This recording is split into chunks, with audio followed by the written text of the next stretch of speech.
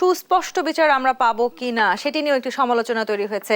সেই জায়গাগুলোতেও তো আসলে আমাদের নতুন করে ভাবতে হবে কি?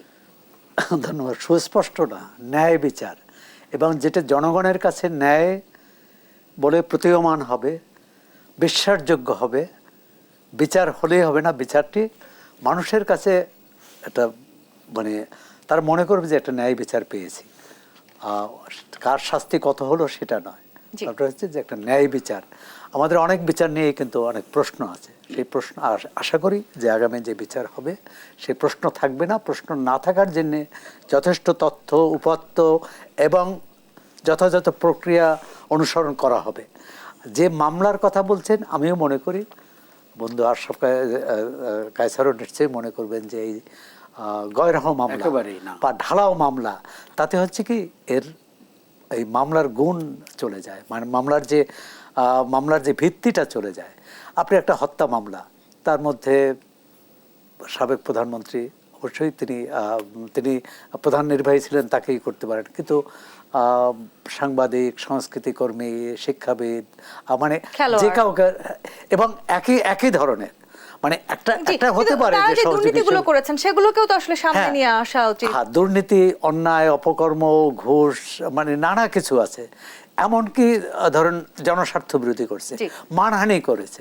মামলাটা আসলে খুব মামলাটা খুব গুরুত্বপূর্ণ, এবং প্রধানমন্ত্রী কি বলে সরকারের স্বরাষ্ট্র পুলিশের সদর দপ্তর থেকে কিন্তু একটা নির্দেশনাও দেওয়া হয়েছে। যে ফ্যাসিজম থেকে আসলে আমরা মুক্তি পেয়েছি বলে আমরা বলছি, আবার একইভাবে যেই ছাত্রদের আন্দোলনের মধ্য দিয়ে আমরা এই দেশ পেয়েছি, কোন রাজনৈতিক দল খুব সুনিশ্চিত যে কোন একটি নির্বাচন হলে তারাই আসলে সরকার গঠন করবে, সেই ধারণা থেকেও তো তাদের বেরিয়ে আসতে হবে।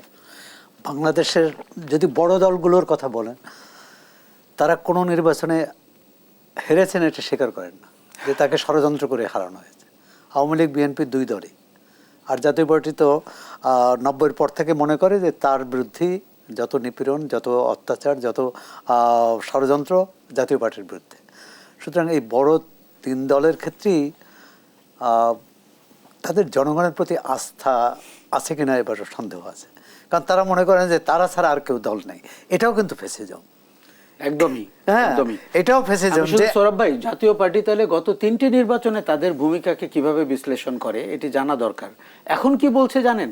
তারা তাপে পড়ে তারা গিয়েছিল। আপনি আমি কিন্তু আমরা এটাও বলতে শুনেছি যে তাদের সহায়তা ছাড়া আসলে বড় রাজনৈতিক দলগুলো হয়তো নির্বাচনে জয়ী হতে পারতো না। না, জয়ী হওয়ার পরে গত 15 বছর তো গ্রহণযোগ্যই হতো না, নির্বাচন হতো না। ভুয়া নির্বাচনকে গ্রহণযোগ্যতা দিয়েছে জাতীয় পার্টি, নালে তো নির্বাচনটি হয় না। সুতরাং জাতীয় পার্টিকে জবাবদিহি করতে হবে। আপনি দেখেন এর অর্থমূল্য কি?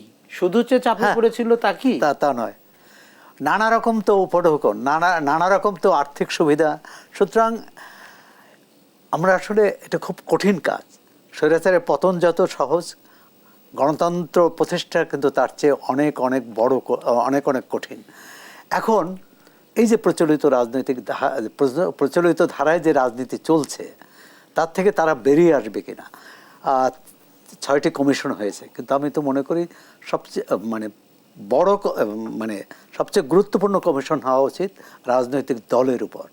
রাজনৈতিক দলগুলোর যদি সংস্কার না হয়, তাহলে ধরে নিলাম এই সরকার 3 বছর থাকলো, 2 বছর থাকলো, 2.5 বছর থাকলো, এরপর তো একটা রাজনৈতিক কাঠামো, মানে রাজনৈতিক নেতৃত্বই এই দায়িত্ব নেবে। আশরাফ কায়সার যেমন বলছে যে তরুণ নেতৃত্ব, যারা আন্দোলনের নেতৃত্ব দিয়েছে, গণ অভ্যুত্থান নেতৃত্ব দিয়েছে, তারা জনগণ তাদেরই বেছে নেবে। এটা একটি পথ হতে পারে যদি জনগণ এভাবে প্রস্তুত থাকে। কিন্তু এর বিকল্প হচ্ছে আবার সেই পুরনো ধারায়। এখন পুরনো ধারায় যাবে কিনা, এবং সেক্ষেত্রে ইতিমধ্যে দেখছেন যে আওয়ামী লীগ এবং বিএনপি এবং জামাতে ইসলামের মধ্যে কে জনসমর্থন বেশি পাবে, বা কে কোন নীতি নিলে, কোন কৌশল নিলে জনগণের বেশি সমর্থন পাবে, সেই প্রতিযোগিতা এক ধরনের লেগে গেছে।